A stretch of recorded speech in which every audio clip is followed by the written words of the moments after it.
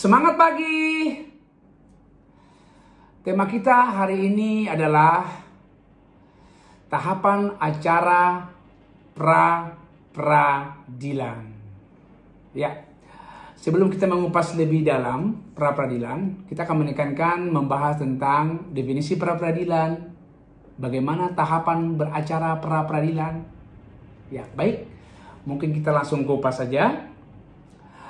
Kita sering mendengar pra-peradilan. Itu tidak asing lagi di telinga kita. Mungkin kita melihat, menonton televisi, atau membaca di media, atau mendengar. Itu sudah sering, tidak asing lagi di telinga kita. Tetapi di sini kita bisa memberikan penjelasan bahwa pra-peradilan itu bisa kita melihat pengaturannya atau regulasi, ya. Di situ pasal 77 KUHP. Ya.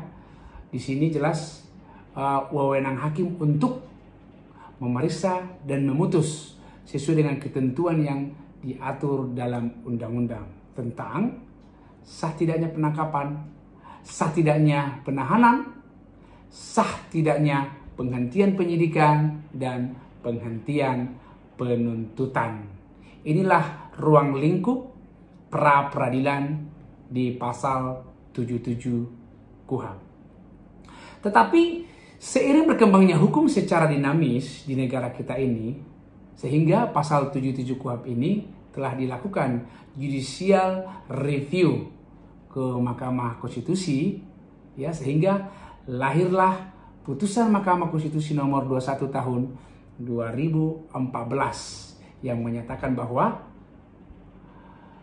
frasa bukti permulaan dan bukti yang cukup harus dimaknai tidak lebih dari 2 alat bukti sebagaimana diatur dalam pasal 184 KUHP.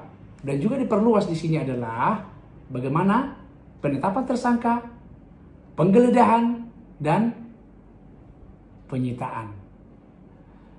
Sehingga regulasi terhadap pra-peradilan ini adalah ada 2. Yang pertama, pasal 77 KUHP.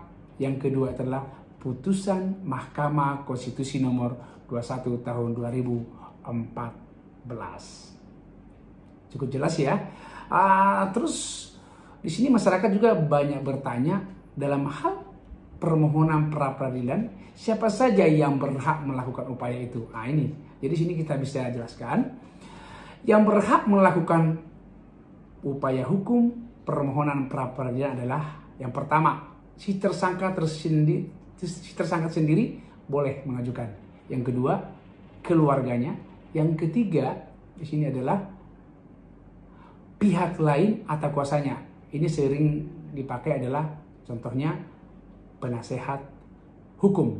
Itu yang bisa. Jadi 3 elemen ini yang bisa melakukan upaya hukum untuk mengajukan permohonan pra-peradilan. Bagaimana tahapan pemeriksaan pra-peradilan? Di sini bisa kita jelaskan adalah dalam waktu 3 hari setelah diterimanya permohonan pra-peradilan dari pemohon, hakim yang ditunjuk sudah harus menetapkan hari sidang. Itu ya. Kemudian pemeriksaan tersebut dilakukan secara cepat dan selambat-lambatnya 7 hari harus sudah dijatuhkan putusan oleh hakim. Nah, itu yang harus diperhatikan dalam hal proses beracara dalam hal permohonan pra-peradilan. Dalam hal perkara pokok sudah mulai diperiksa ya di pengadilan negeri atau kompetensi relatif yang berwenang mengadili ya.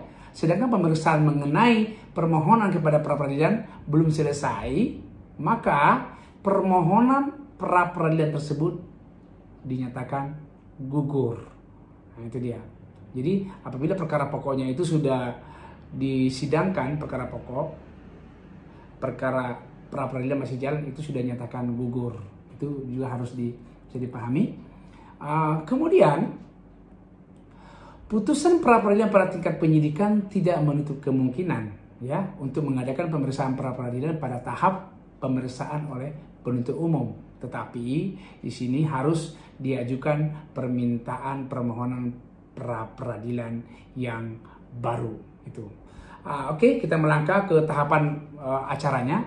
Yang pertama, sidang pertama ya. Sidang pertama di sini adalah hakim melakukan pemeriksaan ya legalitas formil para pihak, yaitu pemohon dan termohon.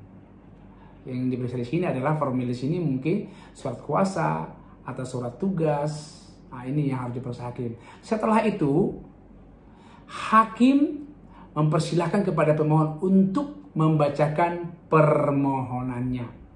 Tetapi implementasi di lapangan tidak mesti dibacakan. Hakim juga menanyakan nanti kepada pemohon, apakah permohonannya dibacakan atau dianggap dibacakan. Nanti pemohon menjawab dianggap dibacakan. Hakim nanti akan mempertanyakan kepada si termohon, apakah setuju atau sepakat bahwa pemohon dianggap dibacakan. Nanti termohon menjawab setuju, akhirnya permohonan pemohon sepakat untuk dianggap dibacakan. Jadi dalam persidangan tidak perlu dibacakan karena juga kan sudah permohonannya juga sudah diterima oleh institusi yang dimohonkan, yaitu institusi ya termohon di sini. Terus sidang kedua di sini adalah penyerahan jawaban dari termohon. Jadi siapapun institusi yang dimohonkan tadi adalah melakukan penyerahan jawaban pada sidang kedua. Terus sidang ketiga di sini adalah penyerahan replik dari pemohon.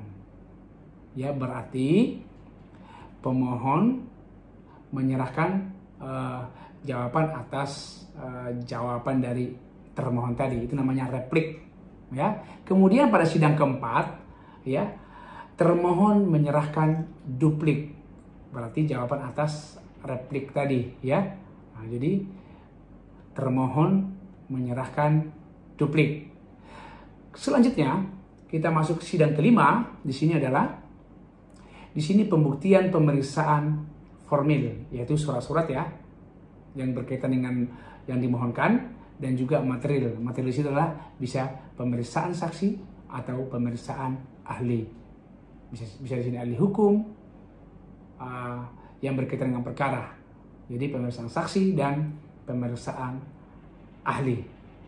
Selanjutnya sidang ke-6 adalah penyerahan kesimpulan para pihak. Kesimpulan di sini adalah seluruh kegiatan proses sidang dari awal sampai akhir diambil kesimpulannya atau konklusinya ya, itu para pihak kemudian diserahkan kepada hakim. Selanjutnya pada sidang ke-7 hakim menjatuhkan putusannya, sehingga pada paling lambat hakim sudah harus memutuskan 7 hari.